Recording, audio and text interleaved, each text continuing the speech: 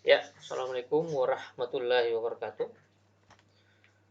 Pada kesempatan kali ini kita akan mereview kembali ya. Saya katakan mereview karena materi ini sudah saya berikan beberapa kali, cuma saya ingin mereview ya, karena setelah ini akan diberikan tugas ya. Jadi saya ingin memberikan gambaran terkait dengan apa yang telah kita pelajari selama ini, gambaran secara singkat terkait materi kita selama beberapa pertemuan. Nah, masih tetap pada topik Big O. Sekira Anda sudah pelajari kemarin Big O itu seperti apa. Nah, ini contohnya. Jadi ujung-ujungnya nanti Big O itu akan menuju kepada jawaban-jawaban tertentu. Ya, misalnya Big O-nya N, Big O-nya N kuadrat, ya, N pangkat 3, 2 pangkat N, dan seterusnya. Itu tergantung dari kasus yang akan atau kode ya atau algoritma yang akan kita kaji nantinya. Seperti itu. Misalnya ini contohnya adalah big O-nya itu n kuadrat. Kenapa seperti itu? Ya karena memang secara aturan akan menghasilkan n kuadrat. Kan? Kenapa seperti itu? Ya Anda kan sudah dapat sebenarnya, cuma kita akan bahas secara ringkas lagi. Kemudian di sebelahnya ini big O n. Nah, kenapa big O n? Itu juga ada ketentuannya dan ini juga saya sudah jelaskan berkali-kali. Nah, mungkin perlu saya tekankan di sini dalam memberikan contoh itu idealnya adalah berupa kode flowchart ya, kode algoritma dari sebuah program. Ya, kalau Anda lihat ini kan ini sudah kode program sebenarnya. Idealnya sebenarnya kode flowchart ya.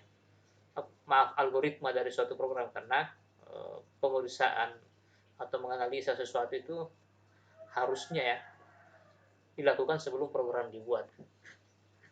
Tetapi ya boleh saja ketika programnya jadi kita namanya melakukan analisa, menentukan tiponya atau mencari tiponya. Kemudian untuk menentukan Big O itu ada 3 tahapan ya. Jadi saya tidak mengatakan bahwa untuk mencari Big O Anda harus melalui ini, tidak. Jadi saya ingin menjelaskan bahwa ya Big O itu bisa dipahami dengan ya dalam versi saya itu mengikuti penjelasan tentang ini. Yang pertama kita harus memahami bagaimana cara menghitung operasi-operasi yang ada dalam suatu saya katakan saja program ya. Itu merujuk kepada kode atau mungkin flowchart-nya atau mungkin algoritmanya seperti itu. Pada program misalnya setelah dikaji hasilnya seperti ini ya.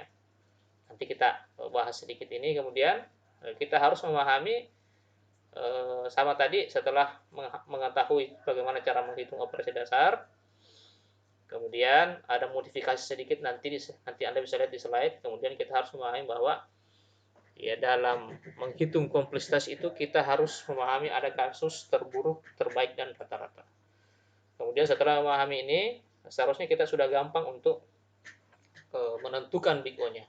Ya, seperti tadi apakah dia 1, n pangkat 2, n pangkat 3 dan seterusnya. Oke, saya langsung saja. Saya tidak terlalu menjelaskan secara detail karena saya hanya mereview. Nah, ini urutan dari notasi Big O dari yang terkecil di atas ya sampai yang terbesar. Kan? Dan 2 kan lebih rendah dari n 3, n pangkat 3. 2 pangkat 2 lebih kecil daripada 2 pangkat 3 dan seterusnya. Nah, kita masuk ke tahapan pertama ya dari ini. Tahapan pertama dari ini. Ini diperlihatkan ada sebuah algoritma ya. Sebuah algoritma yang digunakan untuk menghitung rata-rata. Jadi slide ini saya capture dari sebuah mata pelajaran yang dibawakan oleh seorang dosen. Anda bisa cek nanti slide-nya di sini. Ya. Kalau mau lihat slide aslinya silahkan merujuk ke sini. Nah, intinya di sini adalah kepentingan kita di sini adalah melihat pola-pola perulangannya dan mengkaji perintah-perintahnya ya. Jadi kalau kita bicara tahap 1 ini menghitung operasi, sebenarnya kita ingin mengetahui seberapa banyak proses yang terjadi. Ya, kita ingin mengukur lah seperti itu. Seperti yang saya bahas kemarin, kalau mau mengukur meja itu kan kita harus memahami konsep dari istilah panjang kan. Ya, panjang itu ada 1 meter, ada 2 meter, 3 meter. Ya, seperti ini juga. Ya, bisa jadi 2N, bisa jadi 2N tambah 2 dan seterusnya. Nah, kenapa hasilnya bisa seperti ini? Kita akan kaji. Nah, di sini jadi komputer itu kan kalau mau dihitung ya, ada beberapa cara sebenarnya, tapi salah satu caranya adalah dengan memperhatikan setiap baris-baris perintah yang ada dalam kode. Kan memperhatikan, mengkategorikan, gitu kan. Jadi ini juga tidak kagum sebenarnya, tapi kalau kita mengikuti rujukan ini, slide ini membagi kategori algoritma ya, atau perintah ini dari dua sisi. Jadi ada pengisian nilai, ada operasi aritmatika. Pengisian nilai saya rasa Anda sudah tahu, misalnya jumlah sama dengan 5 gitu kan, counter 1. Jadi operator dia semacam penugasan gitu kan. Assignment. Kemudian operasi aritmatika bisa tambah, bisa kurang, bisa kali, bisa bagi. Nah, kalau kita langsung saja ya. Jadi baris ini ya, kenapa dikatakan kuning, karena dia pengisian nilai. Ini juga sama, pengisian nilai. Di dalam while ya, ada pengisian nilai, ada operasi aritmatika. Pengisian nilainya ini jumlah sama dengan, jadi nilainya ini dipindahkan ke variabel jumlah. Kemudian birunya ini dari operasi aritmatika. Jadi ada jumlah ditambah, ini array ceritanya.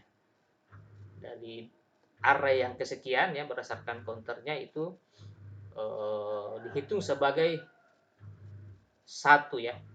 Nah, kemudian ini juga ada 2 operasi, penugasan dan operasi aritmatika. Mungkin saya berikan operasi aritmatika kan. Jadi ini kita ambil ini saja. Ini kan operasi ini kuning ininya ya. Pada saat ini dikirim, dioper nilainya. Kemudian ini dioper nilai ini terkait dengan operasi aritmatika. Ya, jadi kalau ada tambah kurang tadi. Kemudian ini operasi aritmatika. Nah, saya kira terkait dengan ini saya kira jelas ya bagaimana mengkategorikan. Tapi ada sedikit yang perlu dibahas, yaitu mengapa kuning ini bernilai 1 sementara kuning di dalam ini bernilai N. Walaupun juga sebenarnya saya sudah bahas ya. Jadi angka 1 ini kita tentukan karena kita memahami bahwa ini dieksekusi hanya sekali saja. Sementara ini kita menggunakan angka N, yang bukan angka sih, simbol N, karena kita memahami bahwa perintah ini tidak bisa dikatakan hanya 1 kali. Kalau berdasarkan kasus ini ya minimal 1 kali. Kenapa? Karena data itu, ya, jadi ini kan function ini kita akan berikan bilangan, data, inputan. Sementara inputan itu bisa jadi 1, bisa jadi 2, bisa jadi 3, bisa jadi 4, bisa jadi 5. Karena nilainya yang tidak bisa dipastikan oleh programmer, maka kita berikan simbol N ya. Artinya dia sejumlah data inputan nanti. Kalau misalnya yang menjalankan program ini ke depannya, kalau jadi itu menulis array-nya itu array bilangan array itu ada 3, misalnya 1, 2, 3 ya, array 0, ada 1, ada 2, maka sejumlah ini akan dilakukan sejumlah 3 kali. Ya.